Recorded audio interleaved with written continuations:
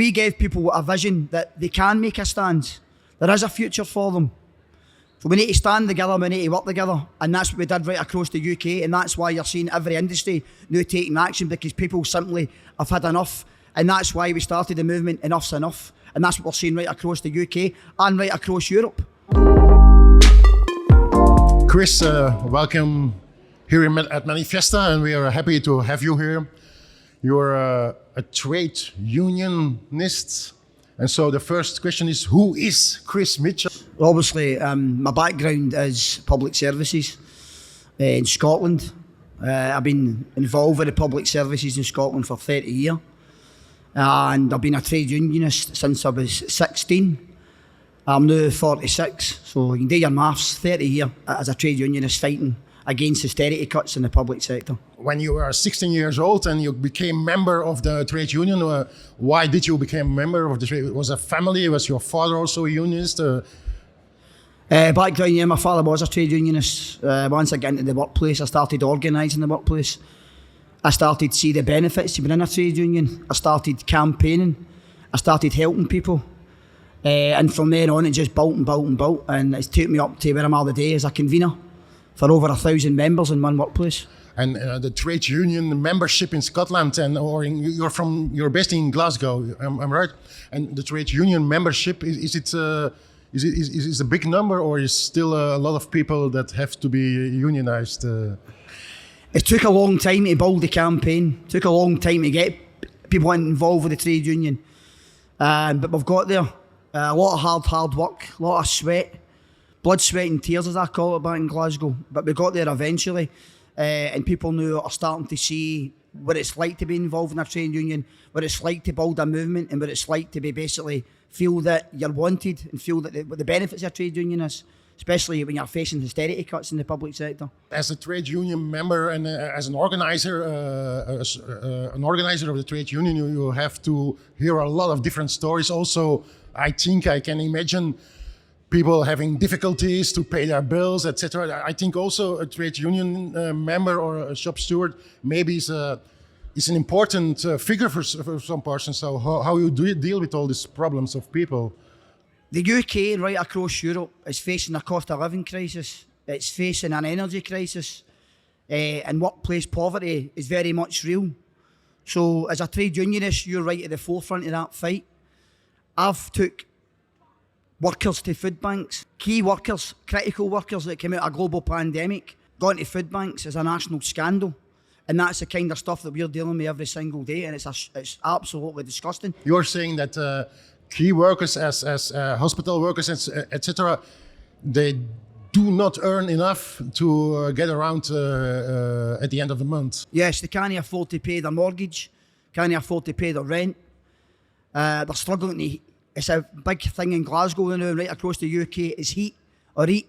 That's a fact. These are key workers, critical workers that saved this country. Cleansing workers, refuse workers, hospital workers, carers, that looked after the most vulnerable in society are using food banks because their wages that they get are that low. It's a disgrace. And has the pandemic, COVID, has it changed anything? Because at the evenings there was the applause for the key workers, but did it change at the end anything for the key workers? Nothing. During the very first lockdown in March in 2020, my members were given a note saying they were critical workers and key workers, and it's essential that they go to their workplace. But even into that 2-year period, they were still facing horrendous cuts in the service, austerity cuts and budget cuts. And you can't cut your way out of a crisis, and that's exactly what it was. We went from one crisis, a global pandemic, into another crisis, which is the cost of living crisis. And I heard that last year you organized, or maybe this year, you organized different strikes also in the public sector in Glasgow. Can you tell a little bit more about that? Well, during COP26 last year, we went on strike for 8 days. COP26, the climate change. The climate change COP in Glasgow, yes. We went on strike for 8 days, and that was the cleansing workers, the refuse workers in Glasgow. Went out for 8 days because of austerity cuts. Then we took workers out 2 weeks ago for 8 days, refuse workers. And what I can confirm, we got a £3,000 rise out of that.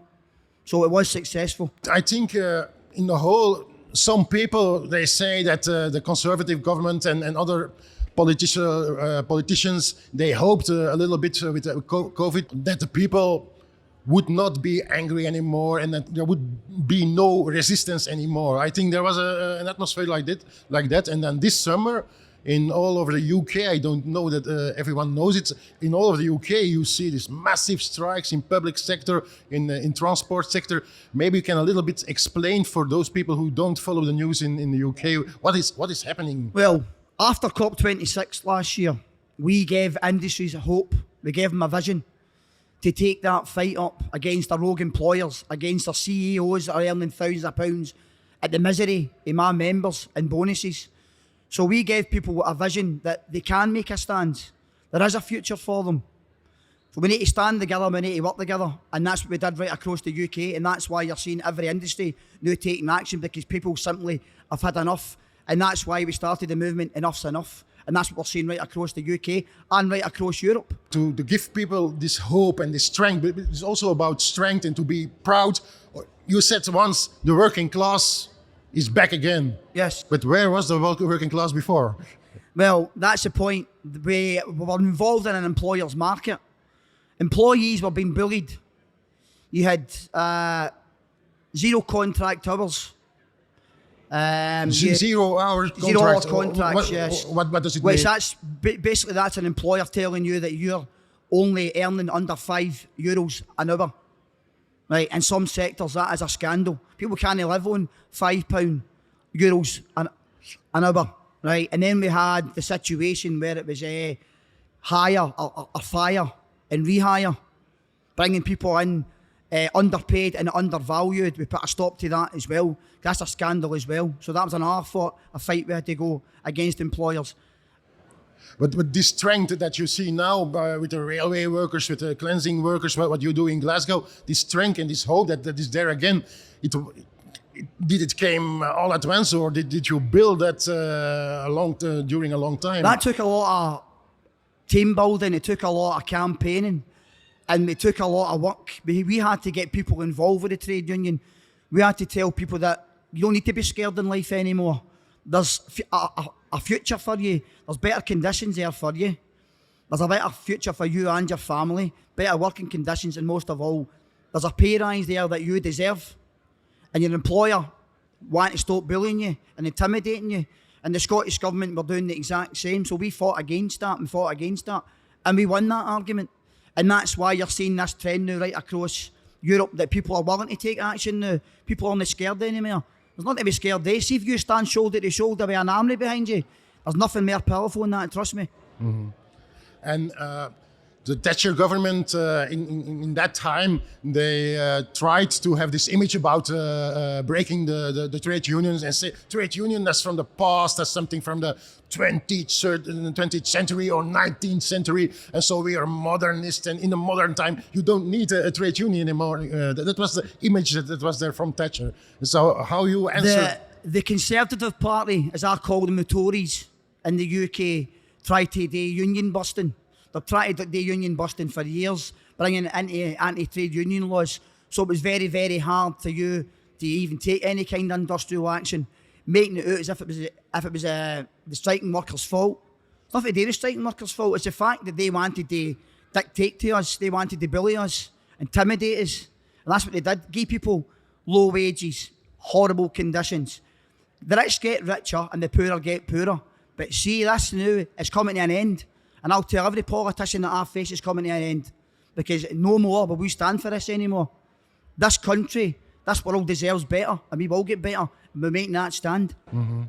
And being organizing the working class people on the level of the factory and the level of the neighborhood, but the general opinion in Britain and Scotland about the trade unions, is it becoming more friendly towards the trade unions? Is there a sympathy growing in the general public towards the trade unions, or is there still a lot of work to be done? No. I think the public now are starting to realise the importance of the trade unions. We've got a lot of activist groups.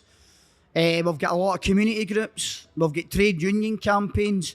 And what we did last week back in Glasgow was when we started the Enough's Enough campaign, we got everybody involved with that, and the general public involved with that as well, to tell them they've got a voice as well, and that we can all stand shoulder to shoulder.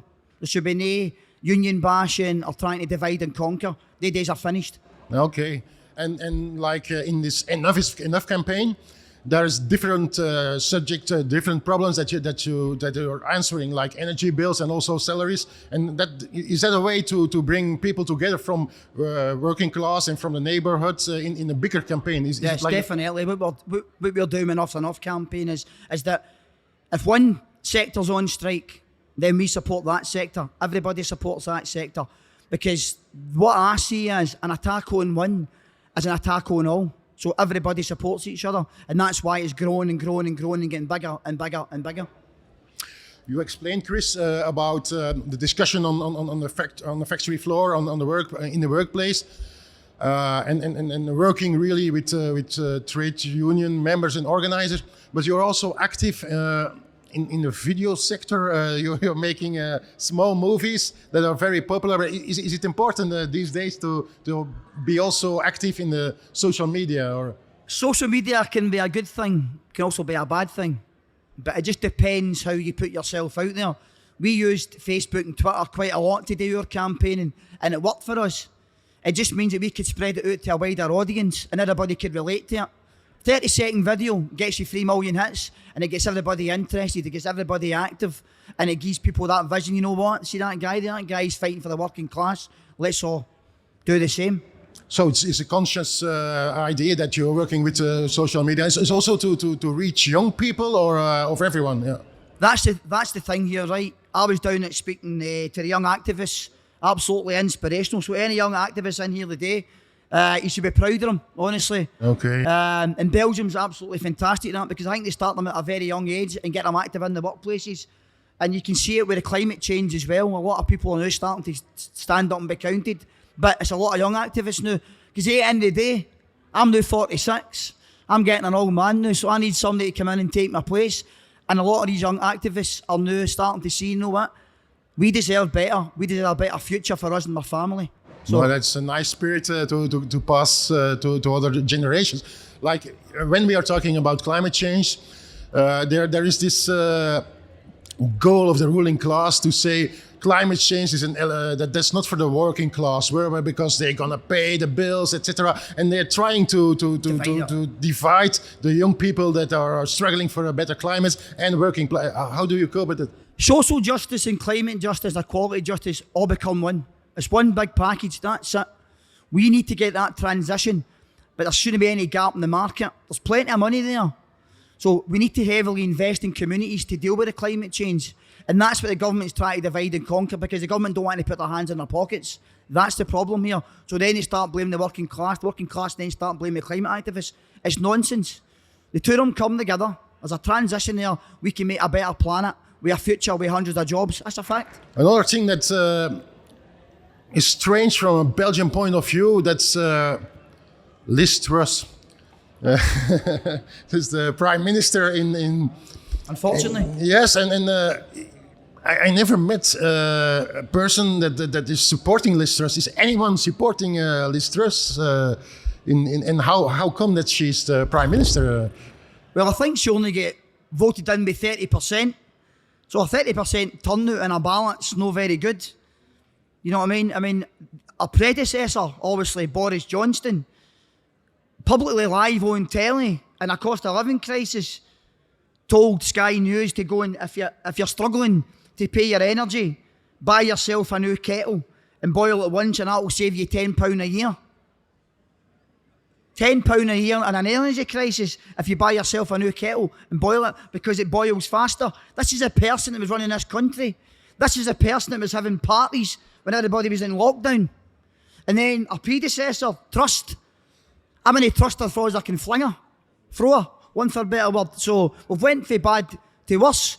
And these are the individuals that are trying to break trade unions.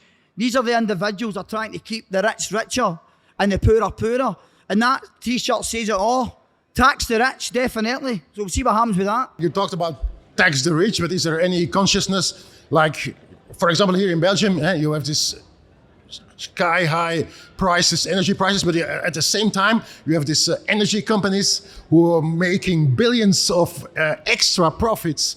And so this contradiction about a small elite making super profits on the crisis? Is there debates on in England? They need called out. It's a shame that people this winter will freeze to death. That's a fact. That's how hard hitting this is. And these companies are making millions of pounds at the misery of people who can't switch a light on. Misery. In fact, one of the CEOs last week, one of the energy companies, gave himself a 50 grand bonus. A 50 grand bonus when people are talking about putting candles on this winter. £3,000 in the UK. Some of these energy bills went up in October, and that's going to rise to £4,000 come January. And these companies are making millions of pounds out of people's misery. And it's got to be called out. And that's why we're all saying together, enough is simply enough. In England, poverty is rising also in working class families. Also there, you told about it. There's the energy crisis.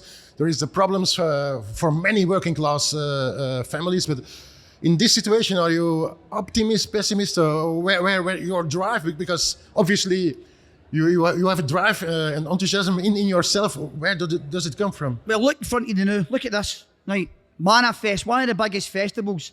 This is about everybody coming together. That's about everybody coming together with solidarity and camaraderie. It's only getting bigger and bigger and bigger, right? And what you see here is absolutely inspirational, and these individuals should be proud of what they've done. And I'll always keep fighting for the working class. I'll always keep fighting for communities. I'll always fight for better pay and, of course, climate justice. So be proud of yourself. Stand up and be counted. Solidarity, brothers and sisters.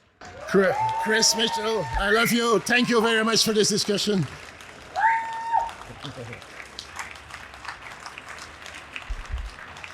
Voilà, merci beaucoup tout le monde, bedankt.